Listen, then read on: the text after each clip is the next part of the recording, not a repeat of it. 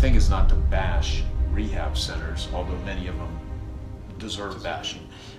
It's really a bubble. And so there are things where they can do a really good job while the person is there, but the real key is, what do you do after the treatment? What do you do? What are the rituals? What is the aftercare that you have? Do you have recovery coaching? Are you consistently going to meetings? And most people left to their own devices are going to go great trouble. So to have accountability and to have loved ones, if you have loved ones, if you have no family members or any that are functional, then you actually have to create your own community. You have to seek that out.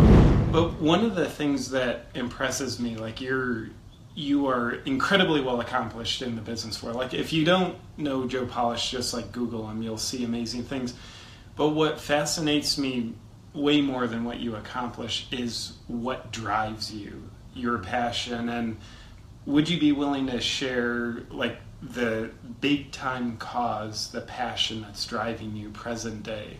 Well, my big passion project, if you want to call it that, is I have a business that teaches entrepreneurs how to build and grow their companies. I have millions of people that have downloaded my podcasts on business. And what I am doing in my life right now, what I think is my calling, is to help change the global conversation about how people view addicts and addiction, and to treat addicts with compassion, not with judgment. And the reason that I resonate so much with that is I am an addict in my drugs and behavior. And you can ask me about anything. I will be as open as I can be, as long as it's hopefully helpful to people. And look, I love goofing around. I love joking. As a matter of fact, humor brings a level of relief to some of the pain and anxiety that humans experience. And certainly if it wasn't for humor, some of the darkest, hardest times in my life, and since so much of my work is now being focused on people with addictions, I want to bring as much humor and joy to them as possible, which is why it's great to talk to you, because you do a combination of both, And so I really want to change the global conversation about how people view addicts, and the reason being is, we're in America right now, and there's almost 1% of the U.S. population which is incarcerated. And you cannot punish pain out of people. And now, a couple things I want to do as we get into this subject is, I'm interested in addiction, I'm interested in recovery, I'm interested in finding the best forms of treatment that have efficacy and delivering those to people, as much of it as possible for free, because a lot of addicts don't have any money, they're struggling, and family members and all the pain. I mean, it's across the board. Hundreds of thousands of people die every year from tobacco, alcohol, lots of deaths, lots of chaos, opiate addictions. The current stats are something like 78 people a day are dying of opiate addictions in the U.S., and every year it is increasing substantially. I mean, in 2014, deaths by drugs exceeded car accident deaths, which was like 37,000 car accident deaths, and then addiction was like 49,000, and now it's even far greater every year, and it's just getting worse and worse. So we're dealing with the largest addiction crisis in human history. Yeah, I know you have you alluded to a background of experientially being an addict, and I know you've shared with me some of these stats. I'd like to talk more about those in a second. And personally, I haven't been an addict that I'm aware of. Maybe I'm just addicted to not being an addict. It's possible. It is possible, I guess. Hopefully that doesn't get cured. But I was very touched. Must have been 3-4 months ago at this point. One of my absolute best friends. We've been friends since we were 11 years old. His brother died from addiction, from prescription painkillers, and that definitely hit home. And then you came into my life and started sharing with me your passion, and I like how you say you're out to change, amongst other things, change the global conversation about addiction, because it seems to me like we as in society kind of write addicts off, like, whatever, they're less than human. But like, you do the math, and like, those are humans on very powerful chemically, biological, chemically altering substances, that might make them act inhuman, but those are humans. Right, and it's part of is separating bad behavior from badness. I mean, like, and by the way, if you think you may not resonate with this, like the recent Surgeon General report that came out at the end of last year has it listed that 1 out of 7 people in America struggle with addiction. And I would venture to say that this is worldwide. This is a global, not just a global problem, it's a global epidemic. I think the vast majority of wars, diseases, lifestyle diseases and things are caused by this thing we call addiction. And so the question is to give a couple of definitions. I mean, there's a lot of different definitions I've heard of addiction. The way that I think about addiction, it's a connection disorder. So what we're really talking about here is how to connect with others, how to connect with yourself. And there's mechanisms that people use to numb themselves because they're feeling disconnected. A connection disorder. I mean, talk about piercing, symptomatic crap.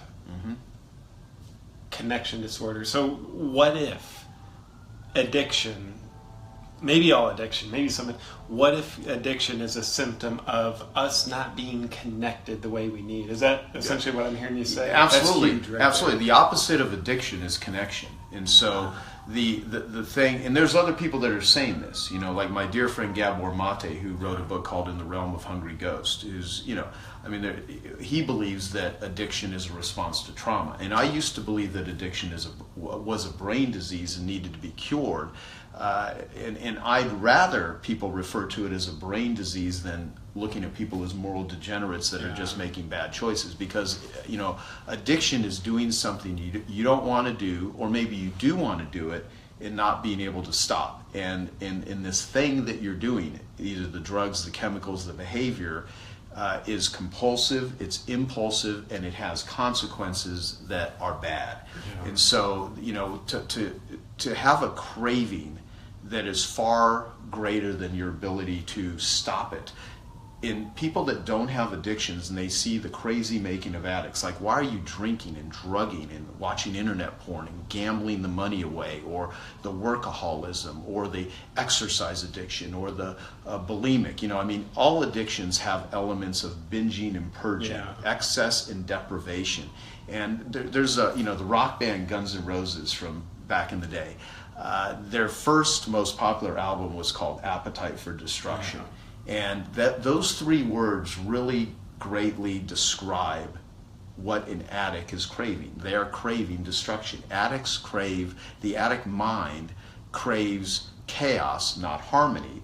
And for some reason, it's very difficult for people to comprehend that. For instance, you know, if someone's not a smoker and hates smoking, as an example, my father died from lung cancer, and he smoked most of his life. And people, and so I hate cigarettes. I can't stand cigarettes. I don't like the smell of them. But when I was a drug addict, I used to smoke cigarettes. And I used to smoke cocaine. I used to freebase cocaine. I used to snort crystal meth. I used to take speed. I would take LSD. I would get high and smoke pot. I mean, like, I drink constantly. I mean, when it was just like constant consumption. And you know, it would be real easy to say, well, that person's an idiot. And you could argue, well, you know, but I'll tell you, when I was in those moments, it was way more powerful than my ability to control that. And what I was really trying to do was just numb myself, because I was in pain. I was depressed. I felt anxious. I felt fearful.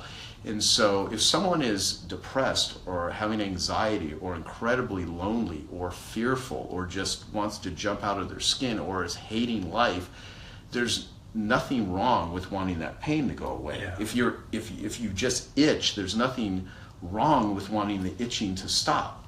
The challenge is the mechanisms we choose to scratch the itch. And so what happens with addiction is that people are trying to numb themselves, but the way that they're going about trying to escape it is actually making it worse. So when I say I want to change the global conversation about how people view addicts, the question, well, how are you going to do that? Well, part of it is quit looking at these individuals as moral degenerates. These are people that are traumatized, and the things that they're doing. People. Totally. Yeah, I mean, if you look at people in jail, like, you cannot punish pain out of people. And we're putting these people in cages. Now, granted, addicts in their worst states lie, they cheat, they steal, they can do harm. they can drink and drive and kill people. They can rob stores. I mean, they can do awful things.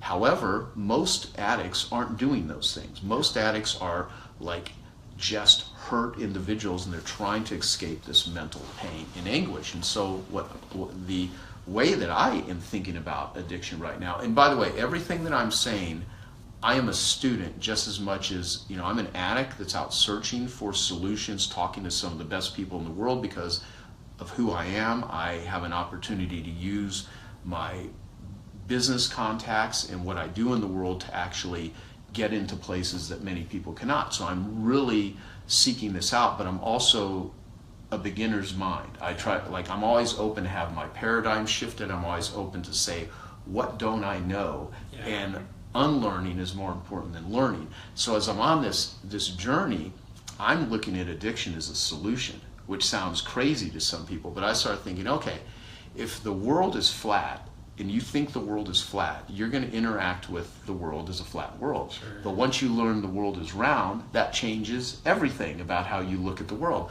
Well, if you think addicts are moral degenerates and they're losers and they should be thrown in prison, then who's going to treat these people? The criminal justice system. Sure. Judges, wardens, police officers. And these people are not equipped, nor are they trained to treat people that are addicts in a compassionate way. They need to get them off the street, they need to throw them in jail, they need to process them, lock them up. And most people that are in 80 to 90% of crimes that are committed, people were under the influence, for one. And most of those crimes are not violent crimes. A lot of these people that are in jail, possession, things like that. And the reality is, people that you cannot punish the pain out of people, and you can't incarcerate them. And Gabor Mate said, if you wanted to create the perfect system that kept people as addicts, you would develop the exact prison system that we have in the United States. Yeah, and the idea of the connection, the lack of connection, in my opinion, one of the most fundamental human needs, maybe the most fundamental human need that we all have, I don't care who you are, we all have it, is the need for connection. What does it feel like to be disconnected? Living hell is, in a sense. And so if people are acting out with addictive behaviors, with addictive chemicals, because it's a symptom of them being disconnected, then when you look at, our system, the way it's set up, the prison system, none of that is offering connection. Oh, no, and, no. Connection's a matter of the heart, not there's a cement cage to connect to. No. So I'm curious because I love where you're going with this. I think insanity, doing the same thing over and over again and expecting a different result. Mm-hmm. I think we as a society, we have so many systems set up to treat the symptoms of addiction, and I think we've proven about 12,000 times in a row it doesn't work. Right. It might temporarily patch things, it might keep people out of harm's way temporarily, but to get to the heart of the matter, I dare say we have to go to the heart. So when we look at the disconnection that is maybe the deepest form of human suffering, with addicts, where does the disconnection come from? Well, there's a lot of things. So let me give some commentary on that too. I want to say one more thing about the solution aspect of it, is when I say addiction is a solution, it actually numbs you if you're in pain. If you're feeling disconnected, you can artificially get high. You can, you can act out sexually, you can gamble and get an adrenaline surge, you can look at internet screens and you can get dopamine hits. I mean, there's all kinds of stimulation that will make you feel artificially connected. Sure. and that will numb the pain. And that is a solution. The problem is this is a solution that will kill you in some cases. So if you can survive addiction, it might get you through some sort of painful moments. The challenge is it actually creates more. But I'll say the connection this way. So like Dr. Bob and Bill W., they're the ones that founded AA, Alcoholics Anonymous, in the 1930s. And to this day, there are millions of people that rely on 12-step groups. Now, if you have never been to a 12-step group, or you like or dislike 12-step groups, or whatever perspective you have about it, I want you to know that if 12-step groups just stopped, like tomorrow, and these are worldwide, the world would be a much different place. It would be screwed. Yes, we would literally probably go into war. I mean, there are so many people that go to 12-step groups. Now, why do they go to 12-step groups? They're trying to connect with other addicts, right? And hope heals. Sure. And so when you are able to walk into a room where you're so broken and so desperate that you have to really say, I need help, these groups are, readily available for free. Sure. And they operate through the voluntary contributions of their members. But this is not a sort of like, hey, let's endorse 12-step groups, although I think they're incredibly valuable. There's many other things that I believe will help with addiction, and 12 steps are just one of them. And so Bill W. and Dr. Bob founded AA in the 30s, and there's a quote from Bill W. where he said, as alcoholics, we're trying to drink God out of a bottle. And I always even say, even if you're an atheist, if you just think of that statement, like, okay, as an alcoholic, we're trying to drink God out of a bottle. I believe, however someone wants to define spirituality, and I can make fun of it just as much as like you. I don't make fun of spirituality. He does. He was just doing it before this video. I'd be offended if that ever happened. And so, if you think about that, he's like, okay, we're trying to drink God out of a bottle. And addicts are actually the most spiritually potential people, I believe, because they're trying to connect with something. Sure. Let's get high. I'm trying to drink my way to this void I'm feeling. I'm trying to, if you're a sex addict, you're trying to, have sex or look at porn. If you're gambling, you're just trying to connect with that feeling, something, so you can feel exhilarated, so you can feel better. It's just strongly looking for connection where it's not. Exactly. But it is the desire for connection at some level that drives the reaching to the addiction. I think most forms of self-destruction are looking for love in all the wrong places. But it's seducing, it's tempting, it's exhilarating. Believe me, a lot of my, because my addictions have been drugs, alcohol, sex, work, exercise, performance addiction, image management. All of the shit that goes into, living a double life is exhausting. And, if you start looking at self-destructive behavior, and I'm sure everyone that is watching this or listening to this that is like connected with being a human, they have done things that they wish they would have done differently, they regret, they procrastinate, they can't make their goals happen, they don't do New Year's resolutions, maybe they've lied, maybe they've cheated, maybe they stole, maybe they've done something that they're horribly shamed about. Addiction is rooted in isolation, it's rooted in shame, it's rooted in guilt, it's rooted in self-loathing, isolation. And so humans have experienced things. Different people respond to different things and have different sensitivity levels. But if you just sit and think about, like, did you have loving, wonderful parents that you felt really connected with? If you did, then you probably feel more connected as a human. But if you had a parent die, if you were molested, like, my mother died when I was 4 years old. My father never remarried. He was a totally broken person. He didn't know how to cope with it.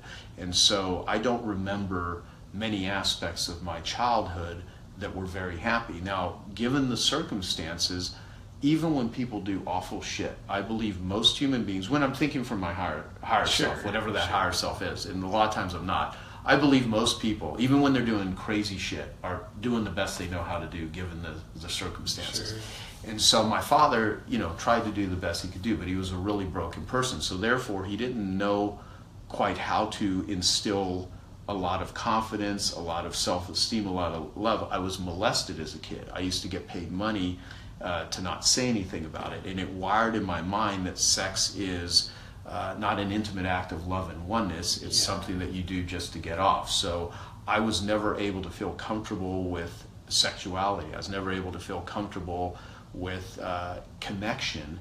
And it's funny because now I'm known as this connector in business because I connect, all kinds of, great people. Off the charts. It's, and if you said so much, and I want you to keep going. No, please interrupt me at any point in time if there's, I already interrupted you. He just did that. Did you see that? Yeah. But So, and I love your vulnerability. So your mother died when you were 4. Mm-hmm. If that's not disconnection with a capital D, I don't know what would be. Your father couldn't cope with the loss of his wife. He became psychologically unavailable. That's disconnection with a capital D. And then you got a form of connection. Now, granted, none of us would say this was a great form of connection. It was shitty connection, but it was connection. You were molested. Yeah, I was molested. So that was a sexual experience that you learned to associate. Sexual stimulation equals connection. It especially equals way more connection that I'm getting with mom who's passed away. Mm-hmm. Way more connection that I'm getting with dad who's maybe there physically but not there really psychologically. So that made an impression on you. You were a little boy who became desperate for connection, and life gave you an example, albeit really a crappy example from our standards today, but it gave you an example of what connection was, and you ran with it. Yeah, and what I did is there's not a day that's gone by in my adult life where I've not thought about that. And it's in the rumination, the preoccupation, and for years I had so much of my self-worth tied into this shameful, violated piece of shit that I felt like after that happened. Because and it didn't happen once, it happened multiple times, and I didn't know how to interpret it because I was between the ages of 8 and 10 years old, and so part of it is like it didn't make any sense, and I used to minimize it. I never told anyone about it. I mean, now I publicly am talking about this shit, like right now. But it took years before I could realize that you're as sick as your secrets. And if you have sickness and you feel shameful and you feel like you can't get ahead, I mean, there's probably something that is interfering with it. Meaning the sun is always there. There just may be clouds that are, and so my form of clouds were addiction. My form of clouds were hiding it and denial and trying to, escape it in any way that I could escape it. And I used to say, but I don't live in a third world country. I wasn't starving to death. I wasn't thrown in a concentration camp. And I've had people like Gabor Mate that said, how does a 4-year-old, do you know any 4-year-olds? He's like, how does a 4-year-old respond to their mother dying? I mean, you're 4. How would you? And I'd be like, he's like, abandonment, how would? And so you were right, though. Like, it is a form of connection. And what I've learned, part of the goal is to find the best forms of treatment that have efficacy, where people can go and find community, sharing inspirational videos, talking with addicts, and just putting that stuff out there in the world, because I want to help connect people, because I never felt that connection growing up, and so I initially found it through doing drugs and escapism. But the way that I defined myself, it took me years to really kind of make any sense about it. And what I would want people to actually think about, who do you know in your life that is struggling with addiction? If you yourself are struggling with addiction or a behavior that it's kind of like, there's a song lyric, I tell myself I will not go even as I drive there. Mm-hmm. And if you could imagine, I don't want to do this, I don't want to be in this relationship, this person hurts me, this person beats me, this person is abusive, this environment is abusive, but you keep walking through that door. What it did for me is it somehow created this template. So when you take sex addiction, which is, there's an interview I did with Pat Carnes years ago. Now people, if they just type in Joe Polish sex addiction into YouTube, you can watch the video, and I'd watch the full-length video if you're interested in this. About an hour and 45 minutes long, and we talk about arousal templates. Mm-hmm. And whenever someone is introduced to sexuality, they have an arousal template. So if you, like you were saying earlier with connection, if you're introduced into sex by being raped or being molested or in some sort of dangerous way, what's weird is that in many cases you can create a trauma bond, where you actually bond with the trauma, and then you live your life out pursuing things that kind of reenact some of the shit that was done to you. So when you see a woman that will be attracted to guys that beat her or are mean, that are abusive, and you look back at, well, what happened in the life? It wasn't always being molested or assaulted. It could have been an alcoholic parent. It could have been some sort of abandonment. It could have been some sort of exposure to a disease. It could have been a horrible car accident. But there was some sort of trauma, you know, and people bond with traumas. And then they seek out these sort of things, and they're just trying to connect. I mean, it doesn't make sense to a lot of people. But it's not a logical issue. It's an emotional issue. It's subconscious. Emotions don't work logically. Exactly. Yeah. Personally, my 15 years of doing emotional healing client coaching, I'll certainly raise my hand and say I didn't specialize in working with addicts. Yes, I think we're all addicted to something. And at the beginning of this, I said, well, I haven't had addiction in my life. And then you mentioned workaholism. It's like, oh, yeah, I've been addicted to not seeing my addiction. So yeah, workaholism's the respectable addiction, by the way. Sure. And yeah, maybe more functional than others. Mm-hmm. But nonetheless, realizing to some degree all people are addicted to something if it's not a clinical problem. What I found with the folks I've worked with over the course of my 15 years of doing emotional healing work is what would heal the shame, what would heal the guilt, what would heal the anger and the fear is connection with thyself. Mm-hmm. And I don't mean to just placate this and like, oh yeah, heal it, connect to yourself. It's like, yeah, great words that are very useless to say because it's very much a journey. But I personally really found value in encouraging people and working with myself in my life, looking at the emotions, the traumas, the wounding, and the pain that we still carry, whether we know it's there or it's there but we don't know it. But making connection with those emotions is a big connection because what we connect to when we're connecting to the emotions that are so painful and so intimidating is the part of us that holds that emotion. Right. I do a lot of inner child work, so it's like when I went through a wounding experience when I was 7, very shaming, disconnected from it for a couple decades because like when I was 7, I didn't know how to deal with intense shame. I didn't even know what it was. What I would realize is, wow, my whole 7-year-old inner child is not a part of my life. Mm-hmm. I'm very disconnected from him because I don't want to feel what he feels. Right. And the late John Bradshaw, you've probably gotten into some John Bradshaw work. He was brilliant. Yeah, so he has a quote that says, this might oversimplify it, but maybe not. All addiction is a symptom of not feeling what you're feeling.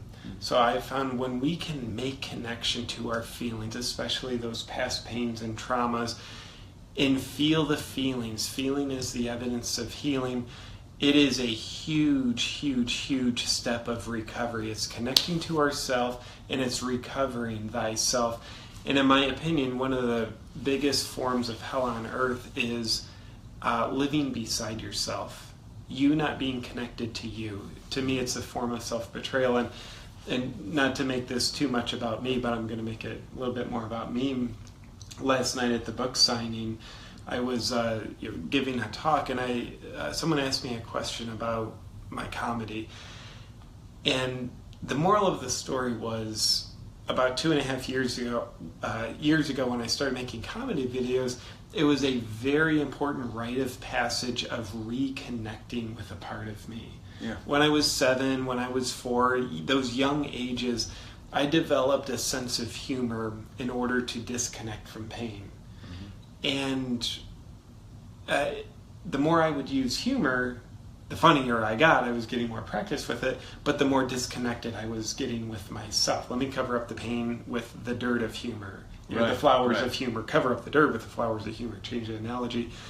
So I found when I reclaimed my inner comedian in a big way a couple of years ago, it was really reconnecting with like the wounded 7-year-old inner child that was covering himself up with the camouflage of comedy. Mm-hmm.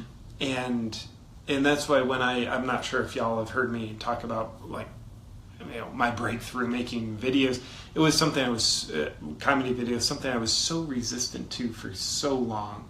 it was so scary to me. Like, ah, it'll discredit me professionally. But it was me connecting to me, another part of me in a big way. So maybe connection is a huge, huge, huge force of healing that we all need in our lives. And P.S., like addicts too. So I talk, kind of haphazardly there because, again, haven't worked directly with addicts. That hasn't been my specialty, but I'm just curious. Your thoughts on any of that ramble, my friend? Well, I think a lot of people probably watch your comedy videos and can connect with it because they can see all of these things that they have pursued and that many people pursue, trying to find joy and enlightenment and connection. And you know that there's just a lot of crazy shit out there, and it's and humor brings a lightness to it. And I believe humor is critical, especially when you're going through difficult, challenging times. Like if you're stressed or you're having a shitty day, I mean, the more you can inject laughter. I made that comment earlier. We were shooting videos earlier where, that whole saying, an apple a day will keep the doctor away, unless you realize the sugar in the apple could perhaps make you have to go. Anyway, and there's that. But laughter every day will probably keep the doctor away, and it'll really allow you to just feel alive. So when, like, if there's a cut or someone's cutting themselves. In some ways they don't feel, and they just need to feel, even if the feeling is pain.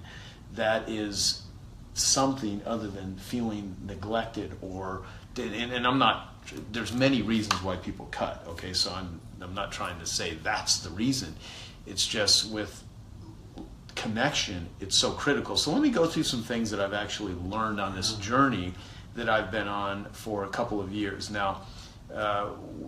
When I say we, I have several partners that are, Renee Area, Akira Chain, which Chan is how he likes, and John Butcher, who's the chairman of Precious Moments and makes the figurine. These are partners in Artists for Addicts and the things that I'm doing with Genius Recovery. And we've been traveling around doing interviews with members of, communities, and with doctors and with therapists and with addicts themselves and with family members that have died, and interviewing positive and heartbreaking and all these stories, and doctors and all these different people that treat addicts. And then I have a lot of dear friends that are real true experts. Their business is helping people with addictions, people like Gabor Mate, people like Tommy Rosen with Recovery 2.0.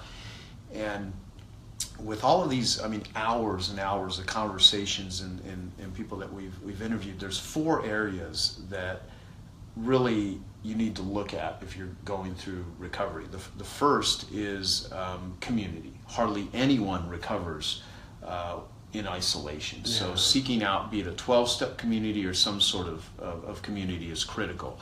You got to get out of just trying to fight this on your own, and being able to ask for help. Hey, I hope you're enjoying this video, and I want to let you know that I have a new book that's come out, and if you'd like to get it absolutely free, there's a link below in the description, or you can wait till the end of this video, or you can simply go to joesfreebook.com and you can get a copy there.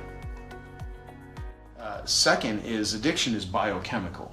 So it's serotonin, it's dopamine, it's happy chemicals in the brain, cortisol. There's hormones, there's all these things. And if you don't address the nutritional aspects, the biochemical stuff, you're going to be in a craving state. Sure. And so nutrition, supplementation, the foods that you eat, doing as much as you can to be a clean eater, to get your chemistry as stabilized as humanly possible. And people that are struggling addicts, really don't. And I'll come back to this in a minute and tell you something profound that I heard from a doctor here in Phoenix that I recently met.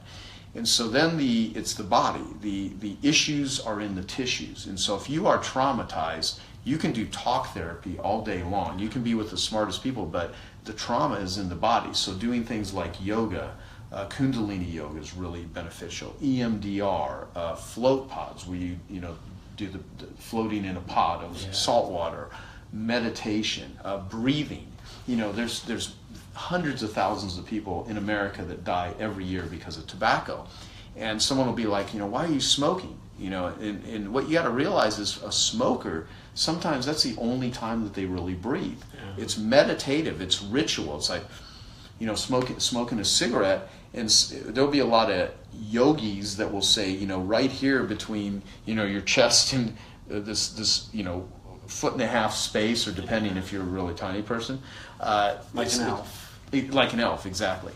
It's the breathing. So, addicts don't breathe very deeply, and they get that. And so smokers, a lot of times, that is their form of kind of feeling connected. And now it's also littered with chemicals that are killing them, but it is a form of meditation. So getting into, again, the issues are in the tissues.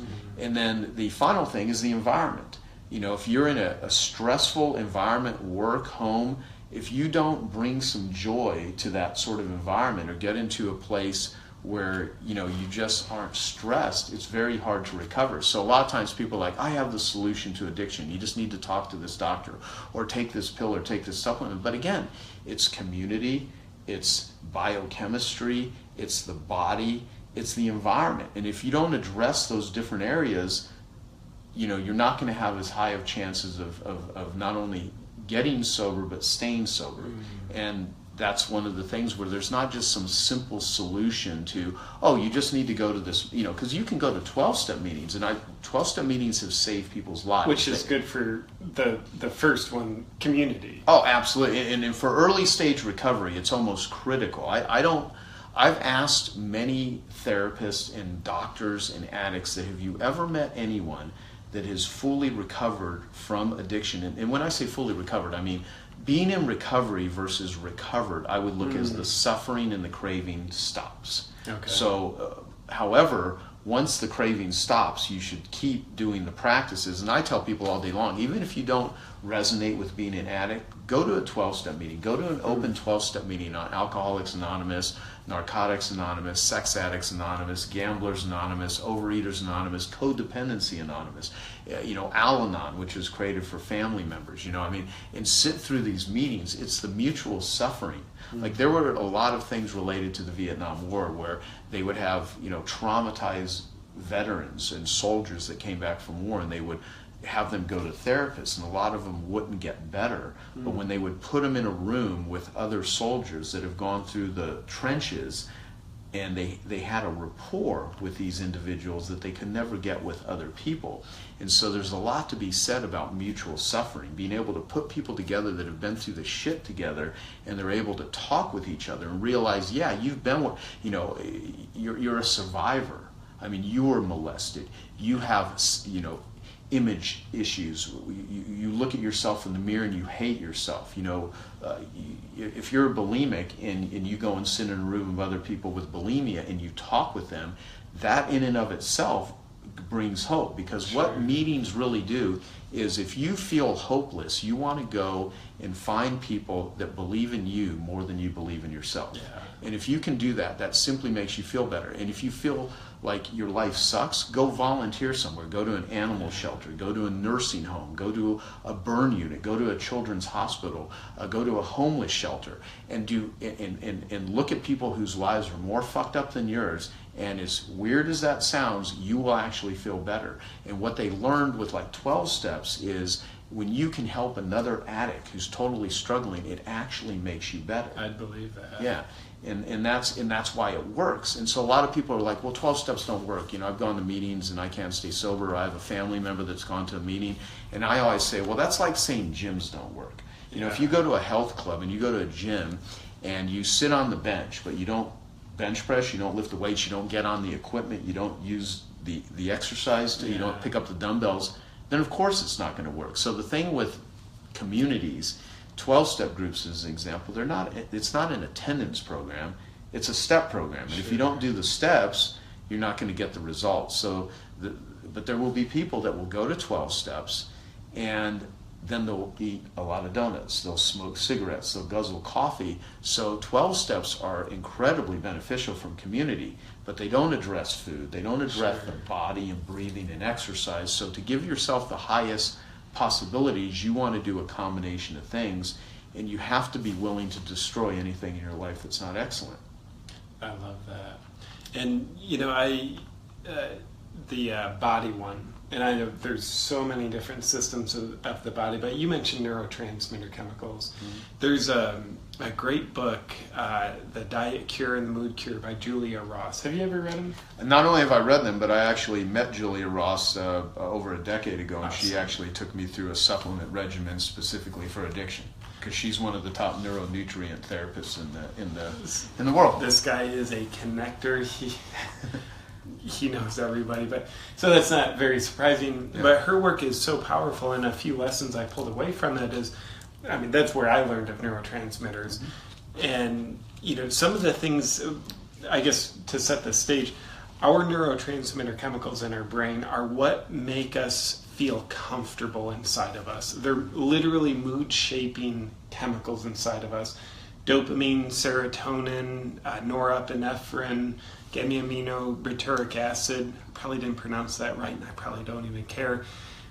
So when we're eating sugar, alcohol, processed foods, flours, those actually displace our neurotransmitter chemicals, and those food substances can sit in the parts of the brain that should house the neurotransmitter chemicals. And because there's crappy things in there, it tells the brain, stop making neurotransmitters, because our neurotransmitter receptor sites are full. Mm-hmm. But they're not full of neurotransmitters, they're full of crap. So we can get into this place where being inside of ourself feels like we're laying on a bed of broken glass. So now we start perpetuating potentially addictive patterns because we're trying to get away from ourselves. So we might self-medicate with more sugar because we feel like crap because we're eating sugar. Right. Because I just want to escape this sensation right now of feeling like I'm laying on a bed of broken glass. But then when you cut out a lot of the crap and start eating real food, like all of our neurotransmitter chemicals are made from proteins. We need like real food, not the crappy food, to help balance that out so we can have the biochemical potential to feel good inside of us, which we don't necessarily get, if someone's going to a 12-step meeting, great, giving you community, but the donuts you're eating, the coffee you're drinking too much of, that can actually be making the body component worse while you're making the community component better.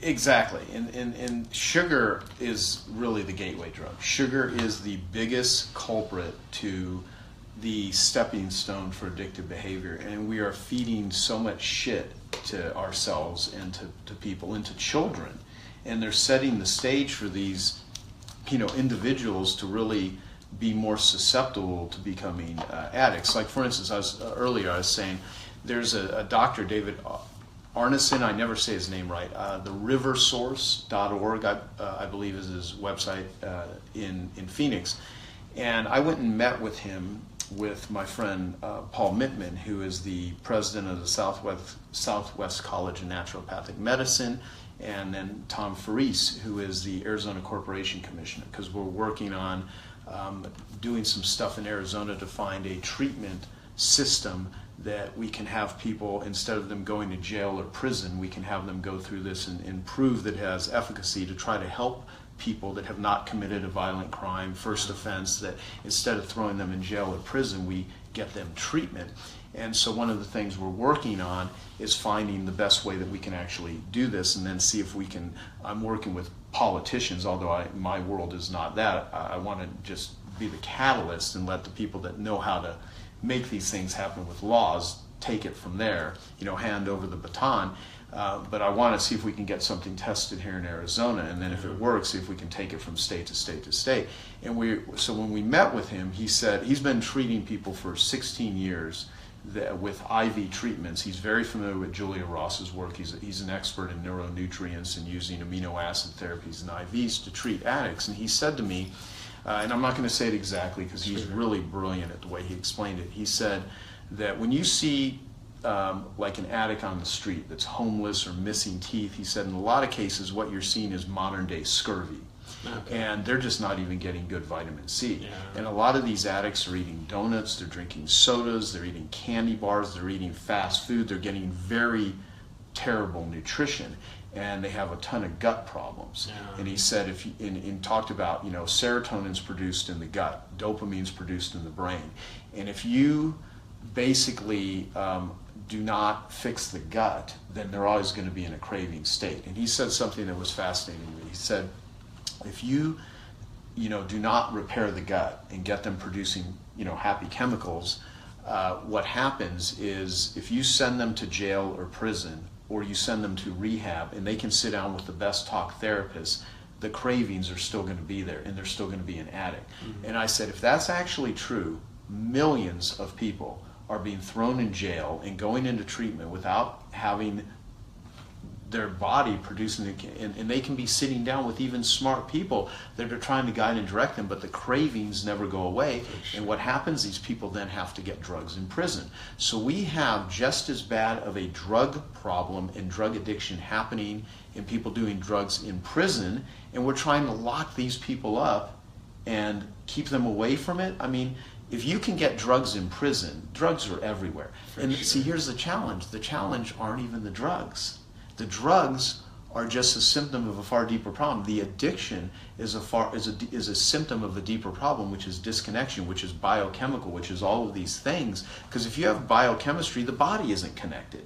So I don't say connection just in terms of community connection. I mean, you got to make shit work, wiring in your body. And so what he does is he has a lot of success with IV treatments. And I said, well, can you treat these addicts orally?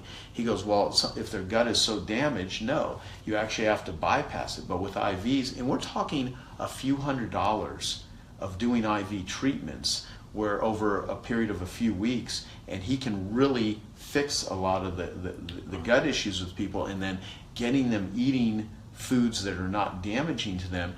And I said, if this is actually true, this would literally save millions of lives if we could figure out how to do that and then make it available. So one of the many things we're working on is trying to bring these brilliant people and seeing how do we scale that. And so what I'm trying to do is just be the curator and share this information with people. And I'm going to interview these people, we're going to videotape them, we're going to put documentaries out, and we're going to really find, does this really work with numerous people. So one of the things that we're working on is seeing how do we set it up and take literally the worst addicts, street addicts, people that are homeless, and see if we can actually help them get out of that craving state.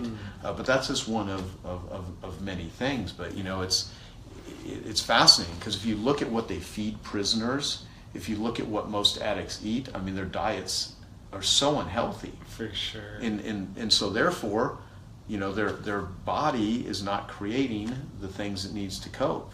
Yeah, I would dare say the foods a lot of them are eating, a lot of the average non-addicts are eating as well, are foods that might make the belly full, but they're foods that actually take more nutrition from the body than what the foods deliver. Mm-hmm. And that is absolutely a recipe for, it's literal self-destruction. And Joe, I know you are very, very interested in treatments that are proven to work. Mm-hmm. You to me seem very uninterested in just airy-fairy, abstract, theoretical stuff like, oh yeah, put that on your vision board and that should work.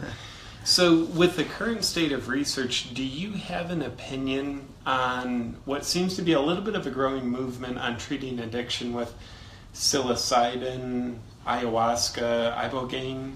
Well, here's my thoughts on that, and I will give this with a caveat that there's a lot of people that are making claims about how magical and wonderful some of these things are that are dangerous humans, and they're not. So you're saying the humans, some of the people that are offering, well, there's a lot of dangerous humans, but so like the psilocybins, the plant medicines, ayahuasca, ibogaine that you mentioned, EMDR,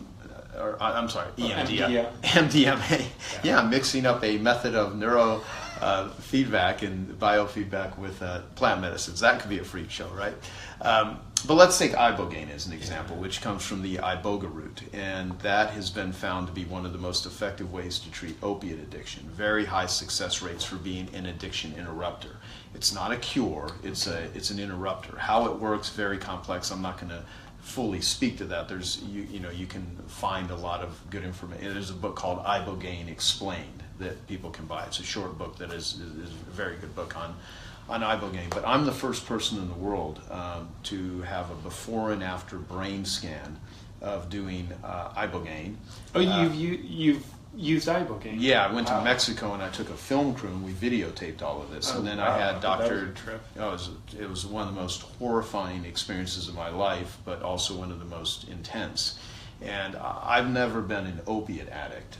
My addiction to drugs was at my worst state. I weighed 105 pounds from freebasing cocaine for 3 months straight when I was 18 years old. So if you can imagine a 5'10" male that weighed 105 pounds, that's very skinny, And so, and of course that was many years ago because I'm 49 years old now at the time we're doing this. Because if we did this a year from now, I'd be 50, right? If you kind of do the math. That I don't know that adds up, but it'll be your opinion. Right. But I wanted to be my own human lab rat, and so I took a film crew with me, and that'll be part of the documentary that we put out and a lot of the stuff. And I had serotonin and dopamine tests before doing it, and then I had Daniel Amen, who is the top brain scan psychiatrist in the world, who scanned my brain 6 different times. And so we did brain scans before, we did brain scans after.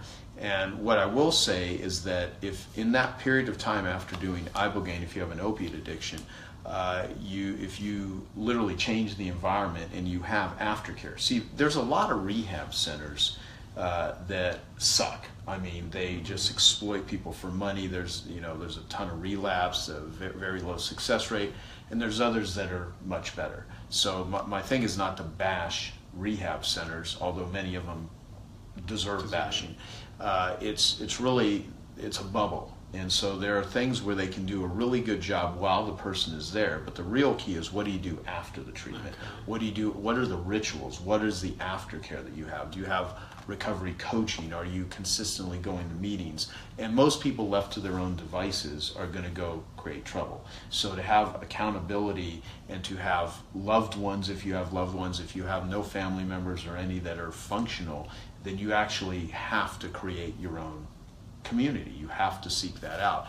And so there's the drugs that kill people are legal.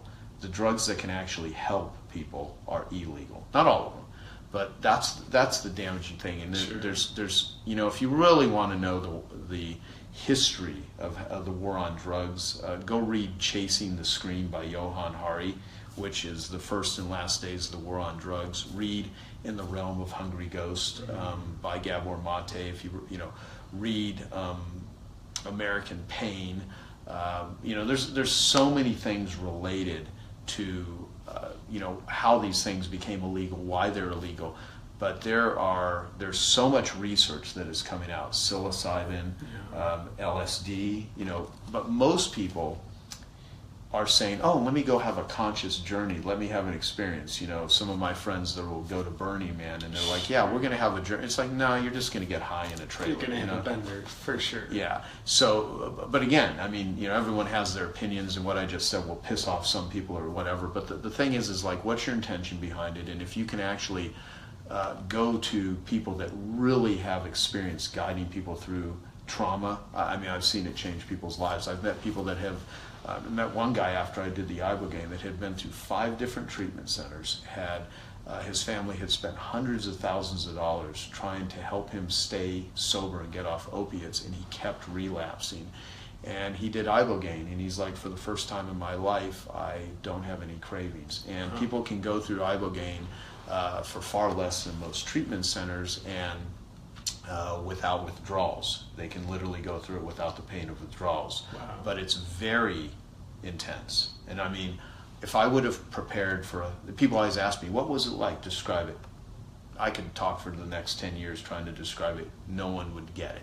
And the best description I had was someone told me it was like going through hell on God's shoulders. Wow. I mean, it was scary. It was terrifying. But man, I mean, I saw millions of images and faces, and is a 12-hour long trip, and the first 5 hours of it was the most scary, horrifying experiences ever. But then it became beautiful, and it was really powerful, and I mean, it's the closest thing I've ever experienced to, like, you know, if whatever facing death is like, it felt so mentally like, whoosh. But man, do I think people would be well served to look into it with caution? Definitely, but worth exploring. And if you've tried a million things and it's not helped you, you know, I mean, in a properly guided plant medicine journey. And by the way, this is things you're going to have to do outside of the country if you're in the U.S. You know, and I'm a guy that doesn't even like taking an aspirin. I mean, I have not had sugar in over 6 months. I've not had a drop of caffeine in over 6 months. I'm a very clean eater.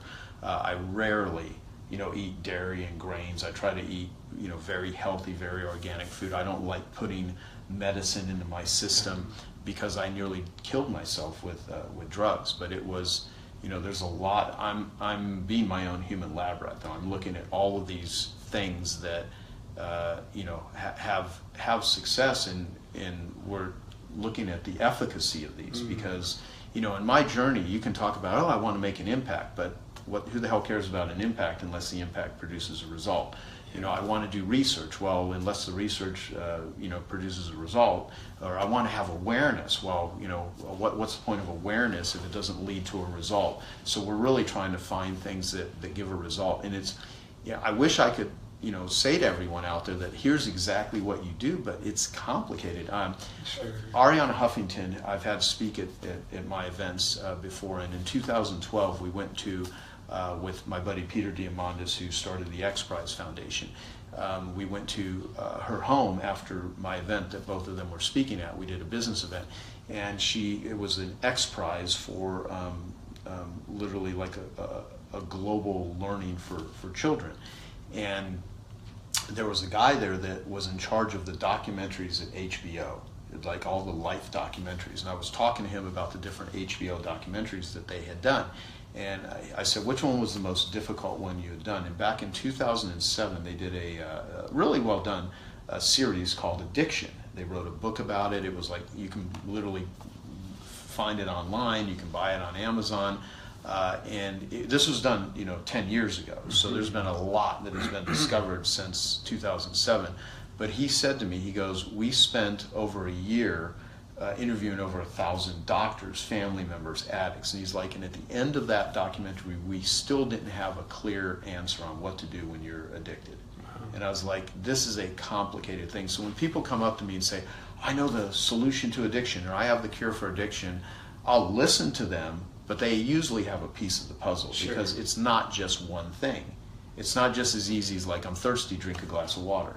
I mean, there's community. There's biochemical, there's the body, there's the environment. Like if someone goes and does ibogaine in his example and then goes back to the same stressful job, same stressful thing, maintains the same rituals, eats the same diet, doesn't have aftercare, they're probably going to relapse. You know, and that's the deal. So you have to, you know, and how do you make someone thirsty? You know, that's the key. I mean, there's definitely people that are watching us right now or will watch this later that are addicts, and they're in isolation. They're, you know, addicted to porn. They're watching porn every night for maybe hours a day. They're internet, you know, gamers, and they, you know, they're like GameQuitters.com is a great place for people that are addicted to video games. You know, run by a buddy of mine named Cam Adair. And so there's a lot of resources. You know, Tommy Rosen has, you know, Recovery 2.0, which is a recovery coaching program. Deanne Adamson has BeingTrueToYou.com, which is individual one-on-one coaching. There's a lot of resources and people that are doing things, but you know, the awareness of, for one, admitting that you have an addiction, that you're struggling, you know, you have to be able to see that and be able to look at your own shit and be willing. And there's a difference between secrecy and privacy. And so you want to be able to disclose if you're cheating on your spouse, if you're lying, if you know, especially if you've ever, like, people that are predators, as an example, almost all of them had a predator do it to them, and they're living it out in other ways. You know, you have a lot of things like the Catholic Church as an example, where a lot of these men that molest boys were actually molested themselves in the same exact environment. You know, and people think they're monsters, and you can argue that, yeah, that's a freaking horrendous thing to do. If you look back at people's lives, it actually makes sense. When you see people doing crazy shit, something happened. And I'm not making an excuse for people doing bad things. This is not like let them off the hook sort of thing, because there are, I don't know quite what to do with a lot of the people that have like taken it to the point to where they've really harmed and damaged another person. What I do know though is if you don't start trying to understand the causation, and if you don't bring a level of compassion and it's immediate judgment, or like let's chop off their freaking heads, I mean, is that how you're going to solve this global issue? And I'll tell you this, to take it a step further, there's a lot of data that can be argued that World War II was created by addiction. You were talking about this the other night. Please, this is fascinating. Yeah. Please share this.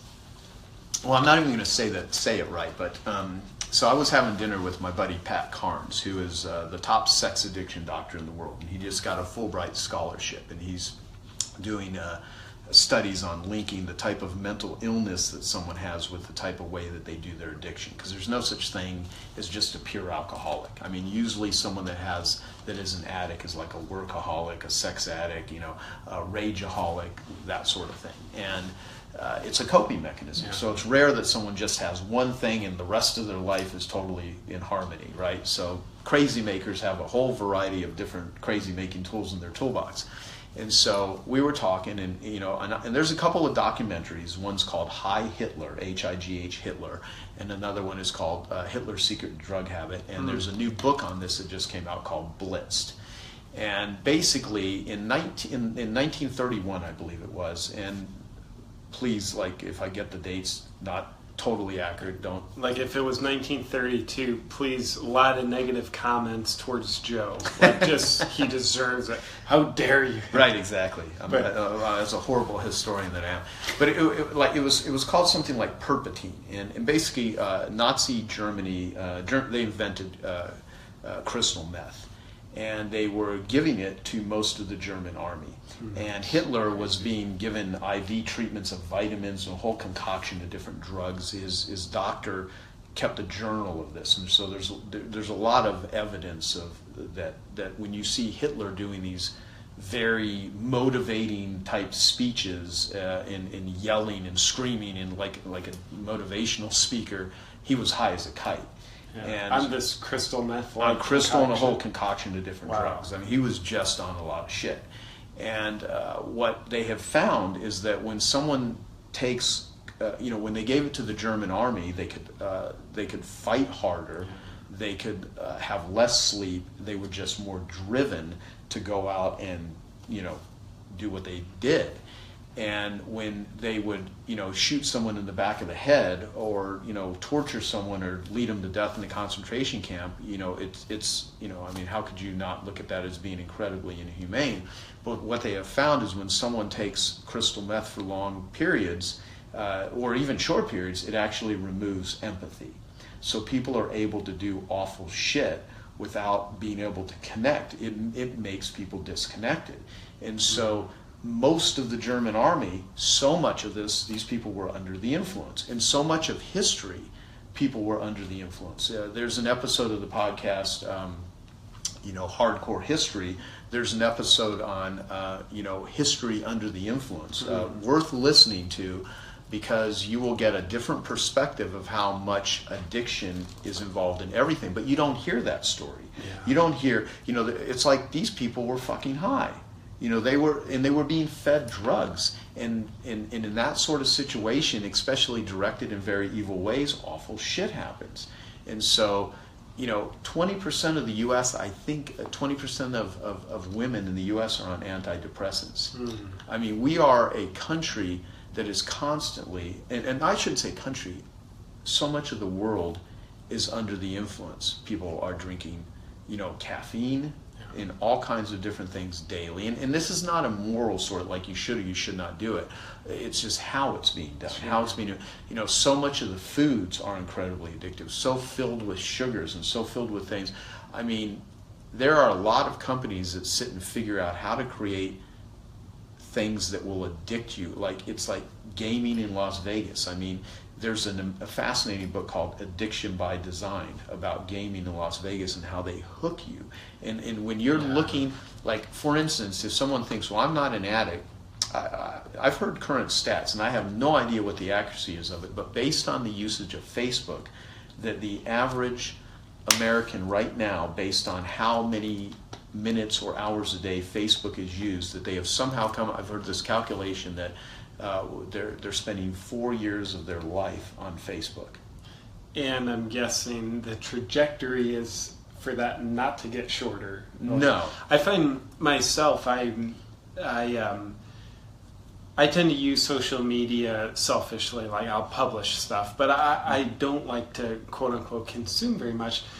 But with that said, when I jump on Facebook, like maybe I want to check Messenger or something, oftentimes I'll catch myself, I've been scrolling through Facebook for 3 minutes. And when I got on, I had zero intention of doing that. But there was just something about my user experience, how it's designed, maybe with significant deliberate intent to addict your attention to it. Oh yeah. And it's just like this, I love it when I catch myself doing it. It's like, okay, I can get out of it, I can not slide down that slippery slope any further. But also at the same time, there's this like weird feeling of like, I just lost control. I did something for 3 minutes I didn't really consciously know I was doing. And it hooked you and it pulled you in. Yeah. And now here's the thing, this is not to bash all of the amazing things with technology. Sure. Part of it is just to have you actually look at these things are constantly like little dopamine drips that will pull you in and are very stimulating, and the brain craves it. It literally makes you hungry. And if you're not careful, you're going to get sucked in. I mean, there's a documentary made called Screenagers. Well, not teenagers, but they're screenagers, and there's so much of human life that is now interacting with screens, and as virtual reality and augmented reality and AI and machine learning and all of these algorithms, because I'm in the marketing business. I teach people how to do marketing and stuff. I mean, if you really want to understand so much of marketing, I mean, you are part of an algorithm that is literally feeding up to you exactly what your interests are showing, what your friends are doing, what politician you like or you hate. I mean, they're feeding up to you exactly what your brain is saying it wants. And it's more powerful than most people's conscious awareness, and it will suck you in. So so people will do drugs to sort of numb out from this. People will do behaviors to sort of numb out for this. Normal everyday life is quite boring if you don't have all the stimuli. And so now, a lot of people, they cannot sit still without an audiobook playing or without music playing or without a background video or without some sort of screen. And again, this is not like saying, because the fact that we can even do this right now is fantastic. It's a miracle. I mean, look how many people were able to actually, depending if anyone likes anything I'm saying here or that you're saying here, which of course they do, because I think you get more likes when you're talking, because this is JP's audience, but my name is Joe Polish, so I mean, we're both JP. That's right. But That's anyway. right. No, but the thing is, though, is like, we could never have this sort of experience, 2 years ago. Yeah. We couldn't do this.